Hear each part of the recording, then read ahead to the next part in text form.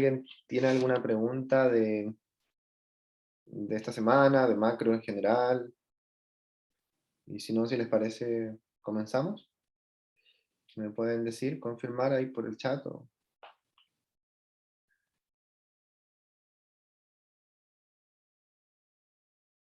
Sí, yo tengo una pregunta breve, como para orientarme un poco en cómo hacer las explicaciones.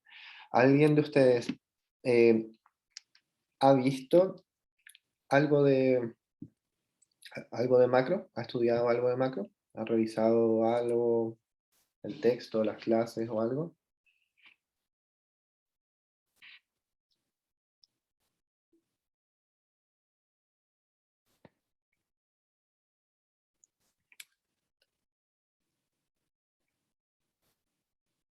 ¿Sí o no? Es para saber cómo abordar este repaso. Ya, entonces, los PPT o no. Entonces, lo más probable que pueda pasar es que yo vaya muy rápido y en caso de ir muy rápido y que no entiendan, me dicen, ¿ya? El capítulo 10 es el de PIB. Ah, pero el de externalidades. Ahora ya vamos a avanzar con macro, entonces vamos a partir con PIB. Ya, y ahora sin más, voy a comenzar. Entonces, vamos a comenzar con macroeconomía. Entonces, este repaso va a ser de macroeconomía. Y en el fondo ya sabemos más o menos qué es macroeconomía, ¿cierto? Habíamos comenzado al principio cuando hacíamos esta distinción entre micro y macro, y veíamos que la macro es cuando estudia la economía en el agregado. Siempre en microeconomía veíamos las interacciones en un mercado en particular, veíamos cómo funcionaba el mercado del arroz, entonces cómo interactuaban las personas que compraban arroz con las personas que venden arroz. Pero en macroeconomía lo que nos interesa es ver el mercado, es ver la economía completa del país, es decir, no solamente el arroz, sino todo lo que se hace en la economía de un país, por ejemplo en Chile, en Argentina, en Perú, en Bolivia. ¿Cuánto es la economía en total? ¿Cuáles son los efectos? ¿Cuáles son las dinámicas que se dan? Pero no a nivel particular de un mercado, no la interacción de unas firmas con unas personas, sino de todas las personas, de todas las firmas. Entonces vamos a hablar de trabajo en total, vamos a hablar de desempleo, vamos a hablar de producción, vamos a hablar de inflación, ya no vamos a hablar del precio del arroz, sino que vamos a hablar del precio de toda la economía. Y esas son cosas que vamos a ver, voy a ir avanzando, y en particular, lo que voy a comenzar, si me voy saltando las diapositivas rápido, es como igual para ir hablando de los temas centrales, me dicen si paro. Eh, la economía es el agregado, y dentro de esos agregados macroeconómicos, que es lo que estudiamos en macroeconomía, vamos a comenzar con producción en total. Esos son los temas que en general vamos a ver: inflación, desempleo, producción, crecimiento, y en particular vamos a ver producción y cómo medimos entonces el ingreso de una nación, que es así como se llama esta clase. Eh, Esto se basa también en el modelo de flujo circular de la economía, que ya lo hablamos, pero que también nos sirve para entender la base de la economía en el agregado. Acá entendíamos cómo funcionan los mercados en particular, pero esta es la dinámica entonces más sencilla que podemos entender de la economía en el agregado también, porque acá tenemos a todos los hogares, que los hogares que ofrecen tierra, que ofrecen tierra, capital y trabajo a las empresas, y las empresas producen bienes. Y lo primero que vamos a ver es cómo medimos todos los bienes que hay en la economía. ¿Cuánto mide la economía? ¿Cuán grande es una economía? Y eso es lo que vamos a empezar a mirar con el ingreso de un país. ¿Qué es el ingreso de un país? Es toda la renta que tiene un país, todo lo que produce o todo lo que gasta. Y si pensamos, de alguna forma, mirando este flujo circular de la economía, si queremos ver cuán grande es la economía, en función de cuántos bienes tiene, o en función de cuánto ingreso tiene o cuánto gasto tiene, es lo mismo. ¿Y por qué es lo mismo? Porque si se fijan siempre en la cantidad de bienes, que es la flecha verde, y sumamos todos los bienes, van a ser igual a todo lo que gasta la economía, solo que lo que gasta está medido en ingresos, en unidades monetarias. Todo lo que gasta la economía es lo mismo a todos los ingresos. Por ejemplo, todo lo que gastan es lo mismo que todos los ingresos. O que toda la renta. Entonces podemos medir cuán grande es la economía de distintas formas, y como lo vamos a ver un poco más adelante. ¿Ya? Y ahí por favor traten de concentrarse y de hacerme preguntas para que les quede bien claro. Vamos a ver estas distintas formas que tenemos de medir, y lo que queremos medir es cuán grande es la economía. ¿Cómo lo medimos? Con el Producto Interno Bruto. El Producto Interno Bruto es un índice de los más utilizados dentro de la actualidad, para poder medir qué tan grande es la economía, para poder medir cuánta es la capacidad productiva que tiene un país en un determinado periodo, generalmente anual. La definición más concreta nos dice que es el valor de mercado de todos los bienes y servicios finales producidos en un país durante un determinado periodo de tiempo. Entonces, si este PIB nos daba luces, o nos da un número monetario en términos de cuán grande es una economía, es porque suma todos los bienes que se producen en un país en un año. O sea, el tamaño de la economía lo vamos a ver en la capacidad que tiene para producir bienes y venderlos. Entonces, el Producto Interno Bruto son todos los bienes que se producen en un país en un determinado periodo. Esa va a ser la definición. Y vamos a ir con un poco más de detalle respecto a esta definición para que quede más claro. Y para entender cuáles son cuál es de forma más precisa, la forma exacta en cómo esto se mide. Entonces, si se fijan, la definición partía con el concepto de valor de mercado. ¿Qué es el valor de mercado? Es cuánto vale cada uno de los bienes. Y cuánto vale cada uno de los bienes es justamente el precio que encontramos en el mercado, que es la intersección de oferta y demanda. O sea, vamos a ver todos los precios de todos los bienes y los vamos a sumar. ¿Ya? Vamos a ver cuánto vale el arroz y cuántos arroces se vendieron en Chile, si queremos ver el Producto Interno Bruto de Chile. Y lo vamos a sumar. Vamos a ver todas las botellas de gaseosa que se produjeron y se vendieron en Chile al precio de mercado, los vamos a sumar. Y como dice en la definición siguiente de bienes y servicios, porque eso es lo que vamos a medir, ¿ya? Al precio por bienes. Vamos a ver los precios de cada uno de los bienes que se produjeron y servicios. Y acá un elemento importante que tenemos que considerar es que vamos a estar viendo solamente bienes finales. Va a quedar más claro cuando hagamos algunos cálculos sencillos, pero estamos hablando de bienes finales. Es decir, si hablamos del pan, lo que vamos a contar para calcular el PIB es el pan. El pan, lo que se vendió del pan. Si por ejemplo a 1.000 pesos el kilo, entonces 1.000 pesos sería una economía que solo produce un kilo de pan en un determinado periodo de tiempo. Pero para hacer el pan también se ocupó harina, y el panadero le pagó harina, y el que produjo la harina le pagó por un kilo de trigo, ¿cierto? Pero esos precios no los vamos a considerar.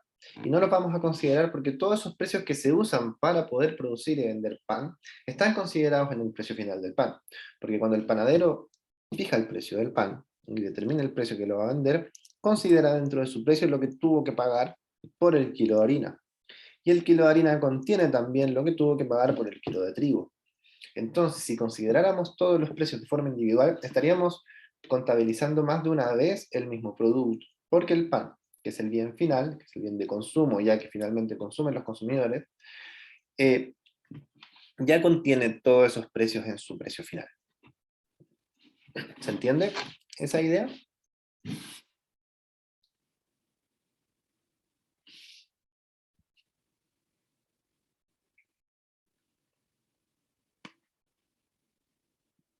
¿Sí? ¿No?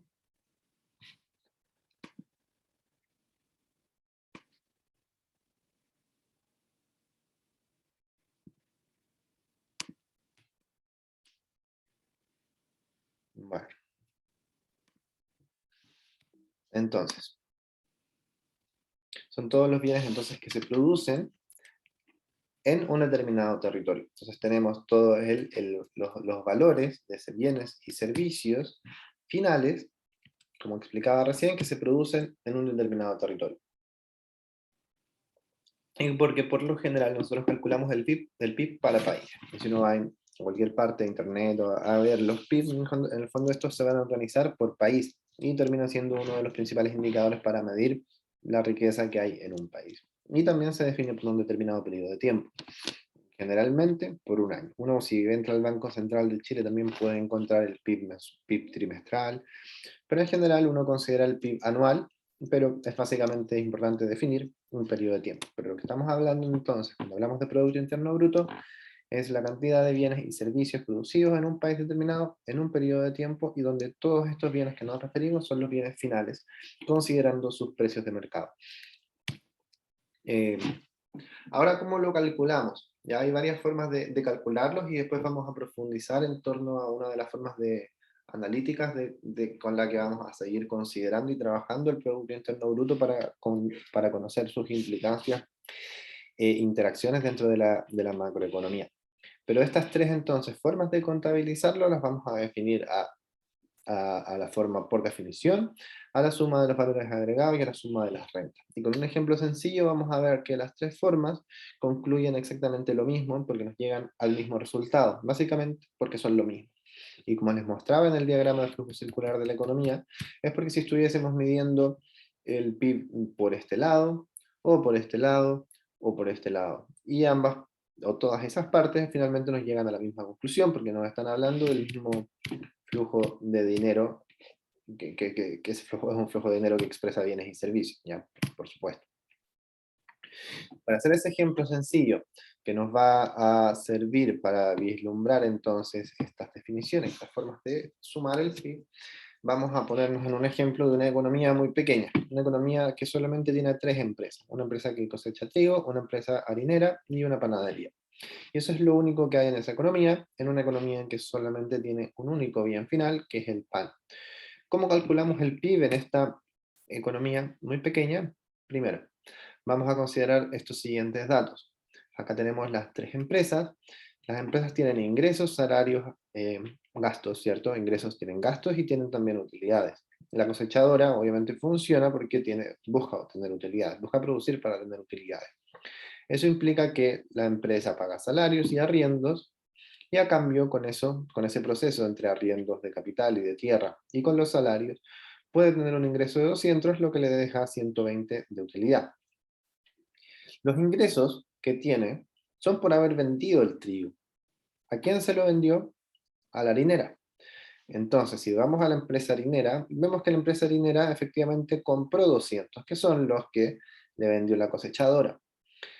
Y además, ese es uno de sus insumos, pero además tiene que pagar salarios, arriendos, y entonces tiene un determinado monto de, eh, de gastos, y además tiene ingresos y utilidades. Entonces sus ingresos son superiores a sus gastos en una unidad monetaria, tiene beneficios de uno y tiene ingresos.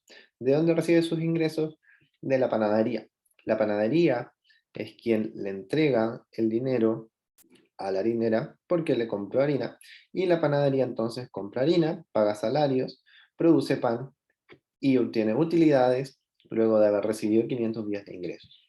¿Cómo medimos el PIB? Eh, la suma de los bienes finales, suma del valor agregado o la suma de las rentas. Primero, ¿qué es la suma de los bienes finales? La suma de los bienes finales sería simplemente ver cuáles son todos los bienes finales que existen en la economía en un determinado periodo, bienes y servicios finales. En este caso, nuestra economía es solo una economía con un bien final. Ese bien final es el pan. Tendríamos que multiplicar la cantidad de bienes por cuánto se vendió cada uno. Y sabemos que entonces la cantidad de esos son 510, porque son todos los panes que vendió la panadería a precios de mercado. No consideramos la cosechadora ni la harinera porque el precio, lo que recibió el pan, por la panadería por pan, ya incluye dentro de su precio los costos que tuvo que incurrir, equivalentes de alguna forma a los precios del trigo y de la harina. Entonces no los vamos a considerar, y el PIB de esta economía sería de 510. Como vemos, la suma de los valores agregados. ¿Qué significa esto?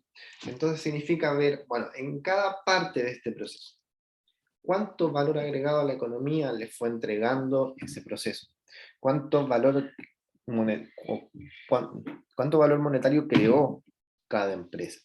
Por ejemplo, la cosechadora de alguna forma partió de la nada, ¿ya? Obviamente con salarios, con arriendos, pero incorporó dentro de la economía 200. O sea, el valor que agregó a la economía la empresa cosechadora fue de 0 a 200, por lo tanto su valor agregado es 200. Y lo sumamos. ¿Cuánto valor agregado entregó, eh,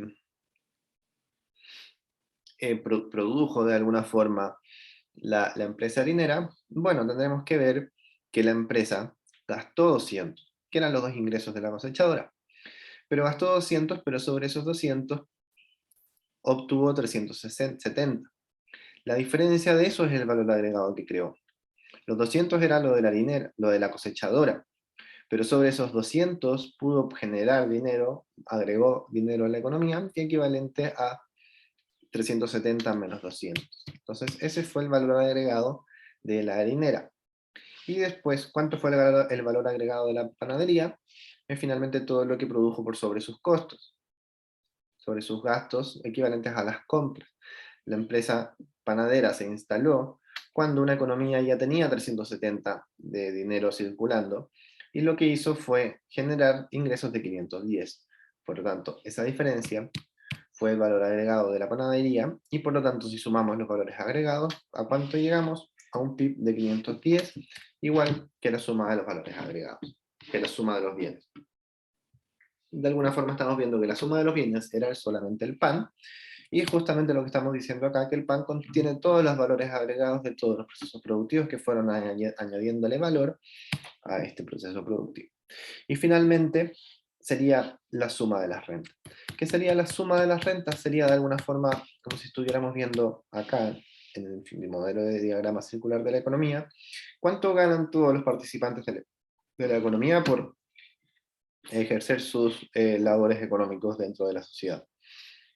Es decir, por vender tierra, por vender trabajo, por vender capital. ¿Cuál es la suma de todas esas rentas? Tendríamos que ver entonces cuánto ganó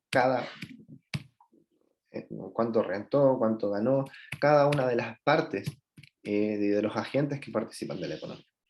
Y tendríamos que sumar entonces la cosechadora, ¿quién ganó? Bueno, 40 de salarios, 40 de arriendos y 120 de beneficios. ¿Y qué es lo que vamos a agregar acá?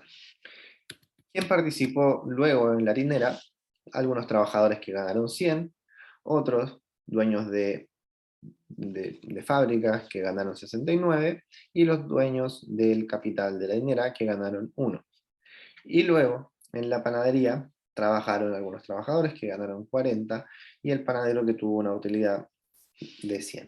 Y si sumamos eso, a que llegamos nuevamente justamente al mismo valor del PIB. Cada una de esas partes, de alguna forma, lo que nos muestra es el mismo valor, que es el Producto Interno Bruto. ¿Dudas hasta acá?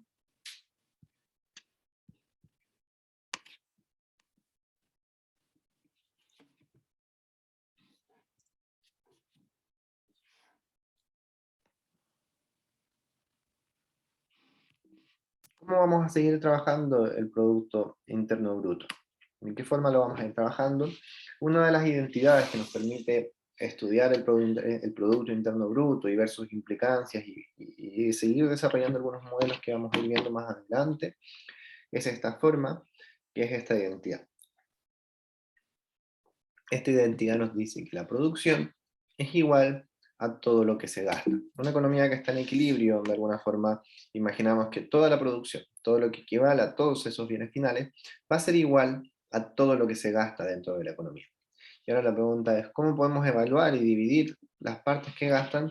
Dividámoslo por sectores y vemos quiénes son los que gastan dentro de la economía. Y por eso es que esta división nos permite ver la economía por el lado del gasto, el producto por el lado del gasto. Ya todo el PIB va a ser igual a todas las partes que gastan un determinado monto dentro de la economía. Sería lo mismo, ir a alguna parte del flujo circular de la economía y ver a cuánto equivale. Sería lo mismo que verlo por otro lado, y acá vamos a seguir estudiándolo por esta forma. Eso significa que el Producto Interno Bruto es igual a todo lo que gastan los hogares, a todo lo que es consumo. Además, todo lo que se gasta en inversión por parte de las empresas, todo lo que gasta el gobierno y todo lo que se gasta en productos extranjeros. ¿Ya? Entonces, ¿qué son las exportaciones netas? van a ser equivalentes a las exportaciones menos a las importaciones. Eso es lo que vamos a considerar acá. Una economía abierta que tiene relación con el resto de la economía. Recordemos que estamos midiendo el PIB para un determinado país, por lo tanto lo vamos a ajustar con cómo se relaciona este país con el resto. Entonces, vamos a sumar las exportaciones netas, que son equivalentes a las exportaciones menos las importaciones. Ya vamos a ver un poco más en detalle, pero es lo que les venía comentando. Entonces, el consumo es el gasto de los hogares en bienes y servicios, todo lo que gastan los hogares. No consideramos viviendas nuevas solo por un tema contable, que son consideradas como parte de una inversión. ¿Qué es la inversión? Es todo lo gasto en capital, existencia, estructuras, tierras, que gastan de alguna forma las empresas para producir renta, para producir y con ello producir renta. Entonces, toda la inversión es parte del PIB. Después tenemos este componente que es el gasto del gobierno. Como sabemos, el gobierno resulta ser uno de los agentes principales en términos de su importancia. Ya el gobierno no es un actor más, no es una persona más, ni una familia más, ni una empresa más. Comúnmente es más grande que, al menos en Chile, que el resto de las empresas, y por lo tanto, o sea, no solo no en Chile, sino al menos con las empresas extranjeras, porque muchas empresas con las empresas nacionales, porque hay muchas empresas extranjeras que son más grandes que el gobierno de Chile. Pero al calcular el PIB, por supuesto que el PIB dentro del PIB chileno, el gasto del Estado resulta ser un componente, un gasto del gobierno resulta ser un componente sumamente importante en magnitud y en impacto, y por lo tanto se le considera como uno de los elementos adicionales dentro del Producto Interno Bruto. Y finalmente tenemos las exportaciones netas, que son todas las exportaciones menos las importaciones. Entonces, el PIB va a ser más grande en la medida que se exporta más que se importa. Ya, pues, en el fondo estamos diciendo que las exportaciones netas son las exportaciones menos las importaciones. Este componente va a ser mayor que cero siempre y cuando el país exporte más de lo que importa. Entonces el país produce y gana un poco más porque son los extranjeros que gastan más de lo que los nacionales, residentes nacionales, compran en el exterior. ¿Ya? O al revés, si las exportaciones netas son negativas, quiere decir que el país vende menos de lo que compra fuera. Y por lo tanto su PIB termina siendo menor porque se está transfiriendo recursos hacia el extranjero por medio de bienes y servicios comprados en el exterior. Ese sería un resumen entonces, bueno, de Producto Interno Bruto. Tenemos más o menos esta idea general de cuáles son sus componentes, cómo lo medimos y qué estamos midiendo precisamente.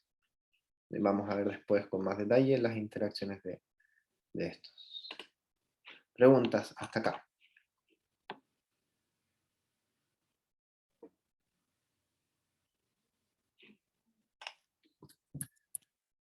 No hay preguntas.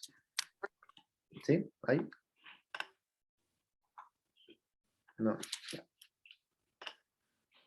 Un segundo, voy a abrir el siguiente PowerPoint.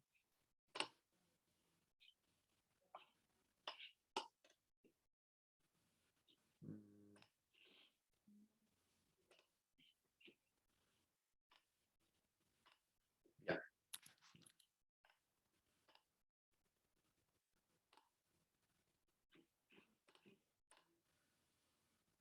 Ya. Entonces.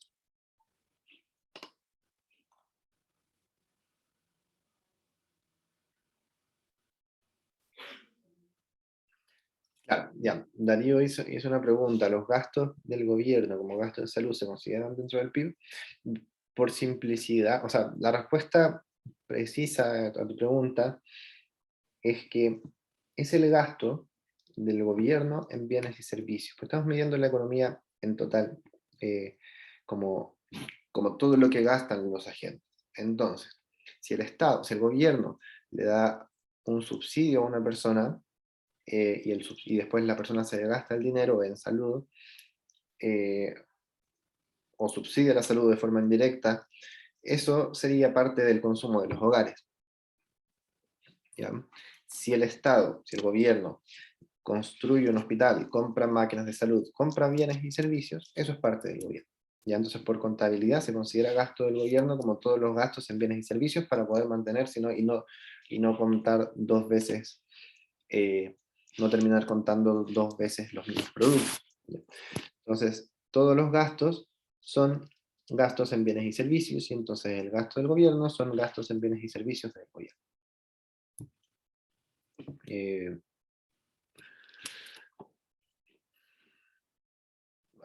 Entonces, tenemos la idea de lo que es PIB. Y el PIB, entonces, a grandes rasgos, de alguna forma nos está mostrando precios por cantidades, ¿cierto? Nos está mostrando, porque es la forma, en el fondo, que nosotros tenemos de sumar distintos bienes. Si nosotros queremos ver qué tan grande es la economía, no podemos sumar de una forma homogénea 20 mesas, 10 edificios, 1000 kilos de ropa, porque son bienes distintos. ¿Cómo lo homogeneizamos? Bueno, con sus precios. Y si sumamos sus precios por las cantidades, vamos a tener un valor. El PIB de Chile es alrededor de 450.000 millones de dólares, el de Reino Unido es de 2.7 millones de libras. Entonces, bueno, tenemos esas magnitudes de dinero que corresponden al PIB. Y eso es precios por cantidades. Ah, perdón, no estoy cambiando las diapositivas. Está armando como solamente hablando de una introducción.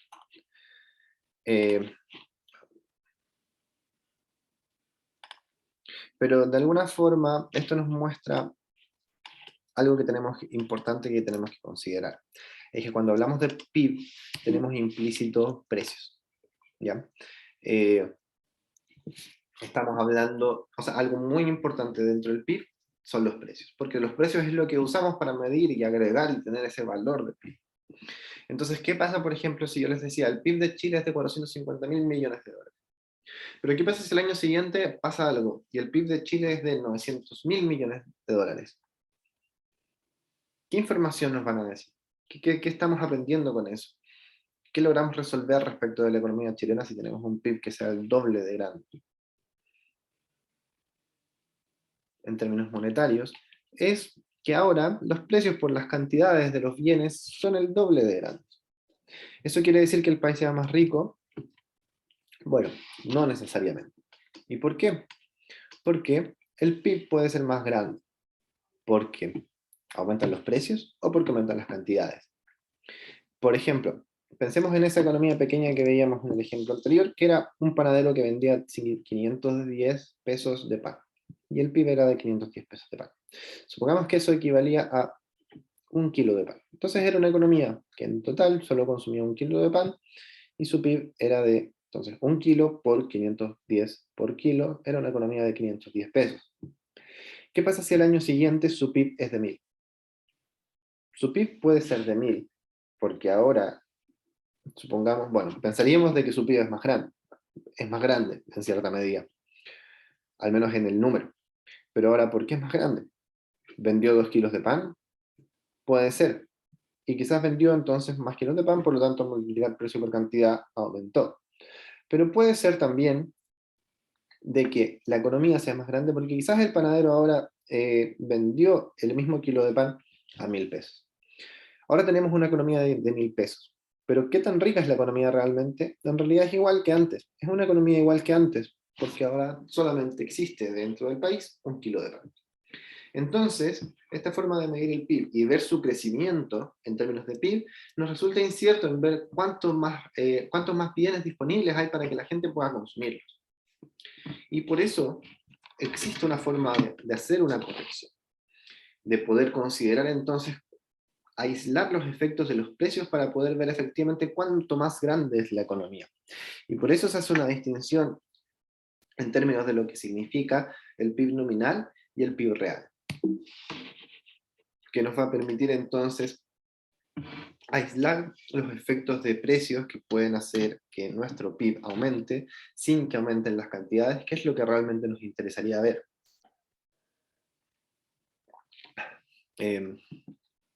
Entonces, PIB nominal finalmente entonces es lo que habríamos estado hablando, que son los productos, los bienes y servicios finales, ¿cierto?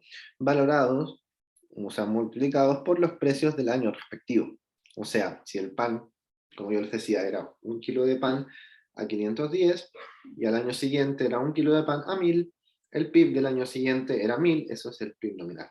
¿Qué es el PIB real? ¿Cómo podemos corregir eso para poder aprender qué pasó el año siguiente en esa economía? ¿Cuán rica es? Porque el número 1000 de PIB no nos está dando la información tan precisa, porque seguimos teniendo 1 kilo de pan. ¿Cómo podemos investigar eso si en verdad lo que tenemos son miles y miles de productos? Es con el PIB real. Y entonces lo que hace el PIB real es ver la producción de todos los bienes y servicios, pero no al precio del año correspondiente, sino a un año fijo anterior. Y eso nos permite tener un punto de comparación más real y ver de que todas las variaciones del PIB se calculen en función del mismo precio y por lo tanto todas las variaciones del PIB responden a variaciones en la cantidad. Si precio por cantidad es el PIB, si dejo el precio fijo, todos los cambios van a responder a cambios en cantidad. ¿Qué significa en el ejemplo anterior? Significa que si, si de esta economía con 1 kilo de pan calculáramos el PIB real, estamos diciendo entonces que para calcular el PIB al año siguiente, no vamos a considerar el precio de 1000 pesos el kilo de pan, sino que vamos a seguir considerando el precio del año anterior, 510. Y entonces vamos a multiplicar la cantidad de de kilos de pan que se vendieron el año siguiente con el precio del año anterior. Y vamos a llegar a la conclusión de que el PIB en ese ejemplo es igual. Entonces, esa forma de corregir nos permite entonces ver a lo largo del tiempo cómo va cambiando el PIB, aislándolo del efecto de precios. Entonces, para eso hacemos esta distinción. Hay que elegir un año, ¿cierto? Hay que elegir un año sobre el cual vamos a definir los precios y sobre esos precios vamos a dejarlos fijos para el resto. Por lo tanto, siempre se le llama el año base. Cuando uno va a ver bases de datos del Banco Central, uno ve que el Banco Central te ofrece distintos años base. Dicen, bueno, tú puedes ver el PIB para distintos años con los precios del año 2000. Y entonces, con los precios del año 2000, puedes calcular cualquier PIB hacia adelante o incluso hacia atrás, y puedes ver entonces cuál es el PIB considerando los precios del año 2010. Entonces yo no veo, si hoy día quiero ver el PIB del año 2021, voy a ver todos los bienes que se produjeron en Chile el año 2021, los computadores, pero a precios del año 2000. Ese año base, vamos a encontrar de que se va a cumplir esto, que el PIB real es igual al PIB nominal. Están exactamente iguales porque estamos considerando el precio del año base. Y si el año base, bueno, se considera ese precio, vamos a ver de que justamente el PIB real es igual al PIB nominal. Y hacia adelante o hacia atrás ya se van a empezar a diferenciar porque el PIB real va a seguir considerando el precio del año base y el PIB nominal va a considerar desde ahora el precio del año correspondiente. Y ahí entonces van a empezar a diverger en la medida que también cambien los precios porque el PIB real va a considerar los precios del año base. Si, por ejemplo, una economía, y como pasa más comúnmente en las economías, por lo general, si no hay una crisis como el COVID o como la gran crisis financiera del año 2008, los países tienden a producir más bienes y servicios cada año. Y por lo tanto, tienen tasas de crecimiento, tienen PIB que son más grandes de un año a otro. Al ser más grandes, entonces, ¿cuánto de ese crecimiento responde a crecimientos de bienes y servicios? Parte de ese crecimiento, obviamente, es por precios y parte de ese crecimiento es por bienes y servicios. El PIB real aísla el efecto de ese precio y por lo tanto, si los precios aumentaron y la cantidad de bienes aumentaron, el aumento del PIB real va a ser un poco menor del aumento del PIB nominal, porque el aumento del PIB nominal no solo contiene los aumentos en cantidades, sino también los aumentos en precios, y el PIB real solo contiene los aumentos en cantidades. Bueno, ¿preguntas hasta acá?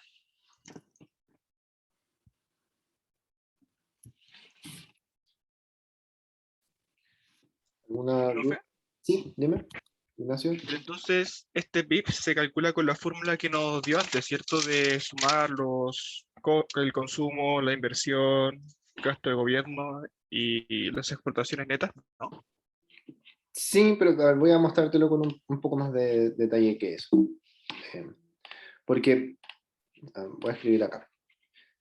A lo mejor voy a escribir otra cosa. Porque en el fondo, cuando yo digo que el PIB es el consumo más la inversión, vamos a asumir una economía cerrada solo por simplicidad. Decimos que el PIB es esto, ¿cierto? Porque es todo lo que gastan los agentes económicos. ¿Qué significa consumo? En detalle, lo que significa que los hogares compraron bienes y servicios. Compraron, digámosle, el bien 1, y tendríamos que ver el precio del bien 1. Compraron un bien 2, o sea, bueno, y así hasta una determinada cantidad. Entonces, todo este consumo de los hogares es un set de bienes y servicios que se compraron, que se consumieron.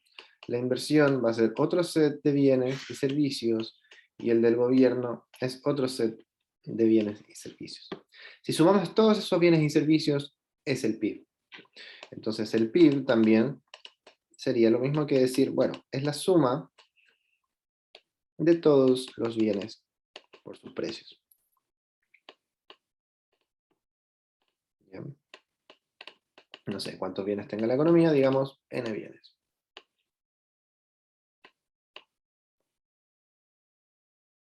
Entonces, Dale, dale.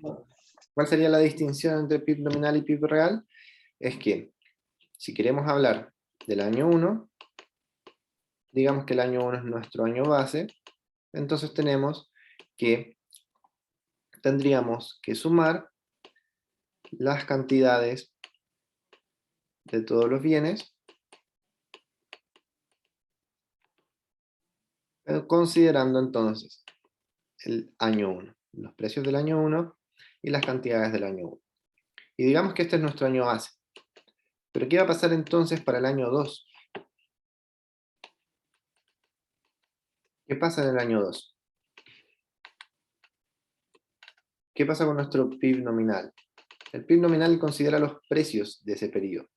Por lo tanto, tendríamos que sumar todos los bienes, n bienes, y vamos a considerar los bienes del año 2 a los precios del año 2. ¿Y qué es lo que hace el PIB real? Lo que hace el PIB real va a sumar toda la suma de todos los bienes y servicios, de los n bienes que produce la economía, y va a considerar los bienes del año 2, pero acá va a ser una distinción. Porque no los va a multiplicar por los precios del año 2, va a seguir utilizando los precios del año 1. Ya, pero entonces, para calcular nosotros el PIB real, ¿cómo vamos a hacer esa diferencia si, no, si tenemos que calcular el PIB con costo más ingresos más, bueno, con la fórmula de arriba? ¿Cómo vamos a saber si está con el precio 1 y con la cantidad 2? Ya, no, en general lo que vamos a hacer para calcular esto es que vamos a considerar esto, los precios por cantidades. Entonces ustedes deberían tener los precios y las cantidades de todos los bienes finales.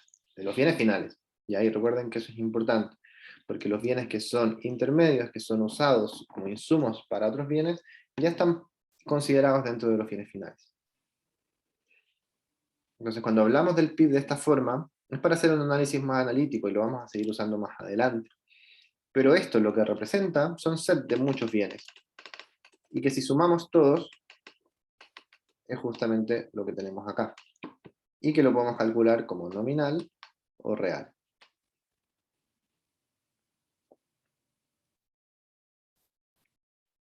¿Se entiende? ¿Queda claro? ¿Tienen alguna pregunta? Ya entendí yo. Gracias.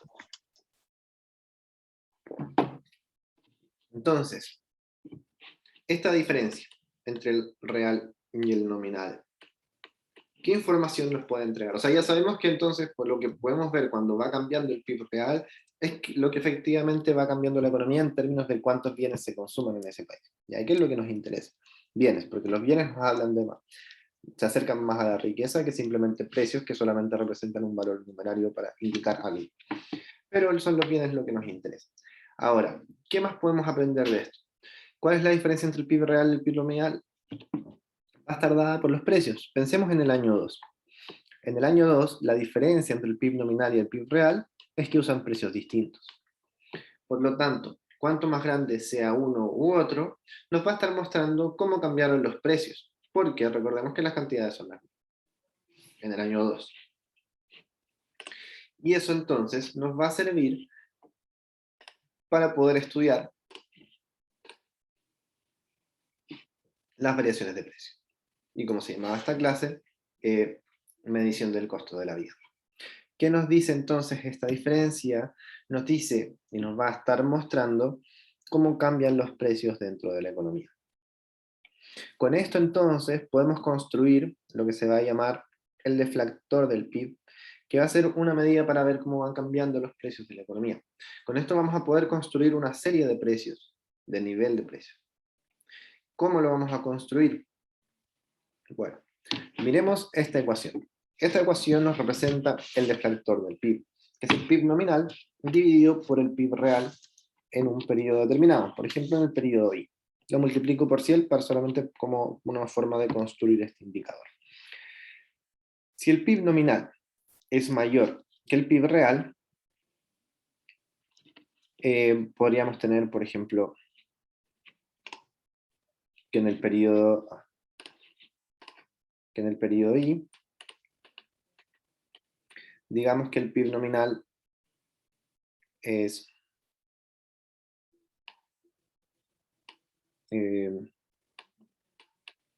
110 y esto es 100. ¿Qué tenemos? Entonces lo multiplicamos por 100 y tenemos que entonces el deflactor del PIB es 110. Y lo podemos hacer así para todos los periodos. Y quizás vamos a tener que el PIB nominal fue 120 y el PIB real fue 100. Y lo que vamos a capturar en esta diferencia es cuánto más grande es el PIB nominal respecto del PIB real, nos está diciendo de cuánto crecieron los precios.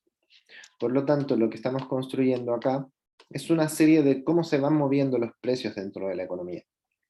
Los precios crecieron de 110 a 120, porque lo que está capturando el deflactor del PIB es simplemente cuántos aumentaron los precios, porque estamos comparando cantidades fijas. Entonces, nosotros podemos seguir trabajando con esta serie, del periodo 1 más 1, I más 2, I más 3, etc. Y con eso tenemos una serie. Esa serie nos permite comprender entonces las variaciones de los precios, que significa que con eso podemos medir la inflación. La inflación es el aumento general de precios. ¿Cómo aumentan los precios en la economía? Lo podemos ver con el deflactor del PIB. Lo que nos va a indicar entonces cómo fueron cambiando todos los precios de la economía.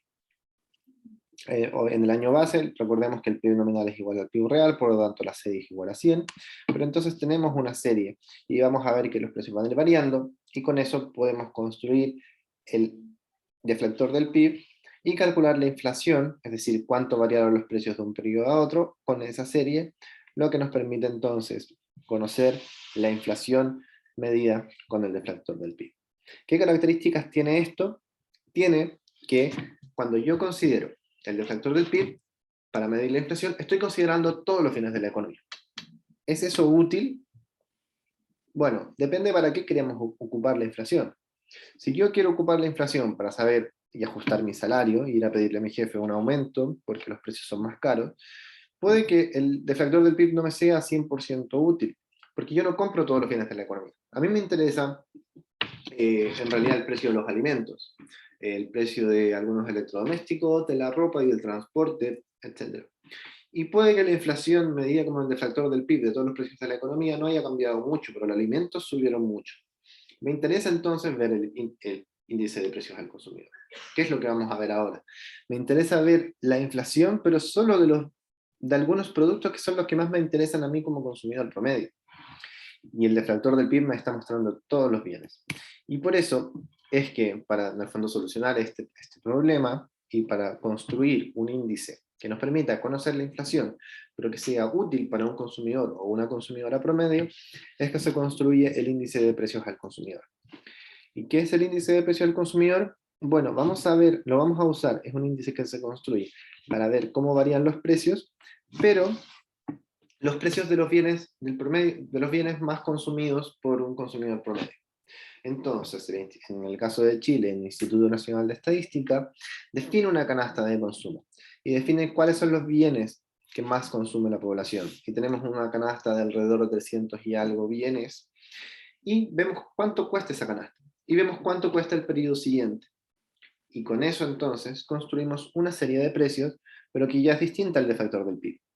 En este caso, que se construye de forma distinta, y en contenido también nos muestra otros bienes, nos muestra los bienes más consumidos. No va a considerar entonces, por ejemplo, quizás el petróleo, el barril de petróleo, pero sí considera el kilo de pan. Y el kilo de pan sí se ve influido por el costo del petróleo, pero no directamente, ¿cierto? Va a considerar, bueno, la ropa, etc. Este índice de precios al consumidor entonces muestra lo que los consumidores más van a consumir en promedio y cómo van variando esos precios. Entonces, por construcción tiene algunas diferencias, porque al ver la canasta de consumo y cuánto va cambiando la canasta de consumo, es en este caso distinto al PIB real y PIB nominal, es decir, lo distinto al deflector del PIB, justamente cuando calculamos índice de precio al consumidor, lo que cambia es el precio. Y lo que se mantiene fijo es las cantidades, porque vamos comparando la misma canasta a lo largo del tiempo. ¿Cuánto vale la canasta el día de hoy? 1000. ¿Cuánto vale la canasta al periodo siguiente? Vemos los nuevos precios del periodo siguiente y la canasta vale 1100. Es decir, que la inflación fue de esa diferencia entre 1000 y 1100. Digamos que es un 10%. Los precios aumentaron un 10% si medimos el índice de precios al consumidor. Y entonces, por construcción tenemos esto distinto. El índice de precios al consumidor considera las cantidades fijas y los precios son los que varían. Y el deflactor del PIB lo hace al revés. Las cantidades están fijas, eh, perdón, el precio está fijo y las cantidades son los que varían en el deflactor del PIB. Entonces, ¿qué construimos con el IPC y qué problemas en el fondo podemos ir encontrando con el IPC? Primero, sesgo de sustitución. ¿Qué significa? Que el IPC no como mantiene las canastas de consumo constantes, es decir, define una canasta de 350 bienes y con esos 350 bienes ve cuánto suben de precio y ve cuánto cuesta la canasta el periodo siguiente. Pero ¿qué pasa? Pasa que hay gente que cuando sube el precio del pan, puede que cambien de bien y por lo tanto no consuman pan, sino que consumen tortillas, porque el precio del pan subió. Pero, como el IPC mantiene fija la canasta, no considera que hay gente que cambia de bienes a medida que los precios suben, reemplaza por algún sustituto. Y por lo tanto, la canasta mía de bienes ya no es la misma que el periodo anterior y por lo tanto el IPC puede estar considerando una inflación más alta de la que realmente se está viendo afectada a la gente, que en realidad no sigue comprando los mismos bienes, sino que los sustituye entre sí. Eso se le va a llamar sesgo de sustitución. Y eso hace que en el fondo el IPC no represente quizás exactamente el valor del aumento de precios. También no consideramos que pueden existir nuevos bienes que afectan la canasta, que la gente puede incorporar, pero que mientras la canasta esté fija no los va a incluir y no los va a considerar. Y también podemos ver variaciones en las calidades. Los bienes pueden ir variando y no son exactamente iguales. Y mientras un bien pueda cambiar de calidad, su precio no va a estar reflejando exactamente lo mismo, porque el bien cambió. Y si el bien mejoró, de alguna forma estoy pensando que el bien puede ser un poco más barato, porque si yo compraba un celular en el año 2000 a 50.000 pesos, pero después compro un celular en la siguiente periodo, pero que ahora viene con cámara y lo compro a 50.000 pesos, en realidad el bien puede estar, en realidad puede ser más barato, porque en realidad es un bien con una calidad superior, y esas son variaciones que el IPC en el fondo tampoco va a considerar. Todo eso hace, y esto es muy importante, nunca se lo olviden, que el IPC sobreestima el precio de la inflación. El IPC en el fondo va a considerar un precio más alto de la inflación de lo que realmente podría estar afectando a la gente, de lo que estamos diciendo en base a esta metodología, que es contrario al deflactor del PIB, que subestima la inflación al considerar todos los precios de la economía. Acá tenemos, por ejemplo, una comparación entre el índice de precios al consumidor y el deflactor del PIB. ¿Cuánto fue la inflación anual? Bueno, esto en el caso de Estados Unidos depende de cómo la midamos. Y por lo general no es tan distinta, pero sí podemos encontrar ciertos periodos en donde hay una discrepancia entre ambos valores. ¿A qué se debe? Bueno, se puede deber a estas situaciones puntuales, por ejemplo, estas importantes diferencias se dan en las crisis del petróleo, y el aumento del precio del petróleo tiene un efecto más directo sobre los bienes que consume la gente, más que en el promedio de todos los bienes de la economía, y eso se refleja en cómo el índice de precios al consumidor fue mucho más alto en esos periodos que el deflactor del PIB. Pero en general siguen una misma tendencia y ambos nos muestran el aumento general de precios sin mayores distinciones entre sí. No es que haya una que sea más correcta que la otra, sino que es importante tener en cuenta para qué la vamos a usar. Y según de para qué la vamos a usar, y tomando en consideración cuáles son las características en su construcción, es que entonces podemos decidir cuál puede ser la más apropiada. ¿Y por qué es importante la inflación? Y acá tenemos algunos elementos, porque, bueno, algunos de los elementos por cuales es importante es para entender también la tasa de interés. ¿Qué es la tasa de interés? Pensemos en un banco. El banco nos presta plata, ¿ya? O nosotros le prestamos plata al banco también, ¿cierto? Pero el dinero tiene un interés. El interés representa el precio del dinero. Si yo le presto mi plata al banco, yo la pongo en el banco me ofrece un interés a cambio, porque ese es el precio del dinero. Pero ¿qué pasa si los precios suben? Cuando hay inflación, lo que está pasando, de alguna forma, es que el dinero vale menos. Porque ahora yo con 10.000 pesos, si hay inflación, bueno, ahora con esos mismos billetes yo puedo comprar menos, puedo acceder a menos. Por lo tanto, la inflación me muestra de alguna forma cómo se va depreciando el dinero. ¿Cómo entonces puedo considerar la tasa de interés? ¿Cuánto es la tasa de interés que yo debería mirar cuando un banco me presta plata, cuando yo le presto dinero al banco? ¿Qué pasa si yo le presto dinero al banco? Y el banco me dice, bueno, yo te doy un 10% al siguiente periodo. Bueno, pongo mi plata. El banco me da al siguiente periodo 10%. Y cuando yo voy a comprar bienes al siguiente periodo, veo que los precios subieron un 20%. ¿Me conviene? ¿Qué resultado se dio de ese proceso? Bueno, yo perdí en realidad. Yo perdí porque en realidad puse mi plata y cuando la obtuve de vuelta puedo comprar menos que antes. ¿Qué quiere decir? Que es importante mirar la tasa de interés en dos partes, o lo que significa lo mismo que el PIB, la tasa de interés nominal y la tasa de interés real. La tasa de interés nominal simplemente nos muestra cuál es la tasa de interés que yo obtengo por un dinero depositado, como yo les ponía en un ejemplo anterior. Y la tasa de interés real va a considerar la inflación. Entonces, si en este ejemplo yo les decía, bueno, yo fui al banco y el banco me dio 10% de tasa de interés, bueno, esa es la tasa de interés nominal. Pero ¿cuánto realmente cambió la rentabilidad que yo tuve por tener el dinero ahí? Bueno, tengo que descontar la inflación. A mi tasa nominal descuento la inflación y por lo tanto, cuando yo obtuve mi dinero de vuelta y lo fui a gastar, vi que mi dinero perdió, lo que yo les di a mi ahorro en ese caso, perdió de valor un 10%. ¿Por qué? Porque al interés nominal yo le resto el aumento de precios y entonces la tasa de interés real, lo que yo realmente obtuve de rentabilidad de vuelta de parte del banco, fue de menos 10%. Y acá tenemos entonces también cómo han ido cambiando las tasas de interés, haciendo esta distinción entre nominal y real. ¿Y cuál es la diferencia entre ellas? Es justamente la inflación. Periodos más altos de inflación, que es justamente lo que encontramos en la crisis del petróleo desde el año 74 hacia adelante, y después, bueno, en general un poco más reducidas. Bueno, preguntas. No sé si en el chat habían escrito algo. Creo que ya estamos en el tiempo. ¿Tienen alguna pregunta o algún comentario? Creo que vamos a tener que repasar un poco más antes de la última clase, pero hasta acá no sé si tienen preguntas.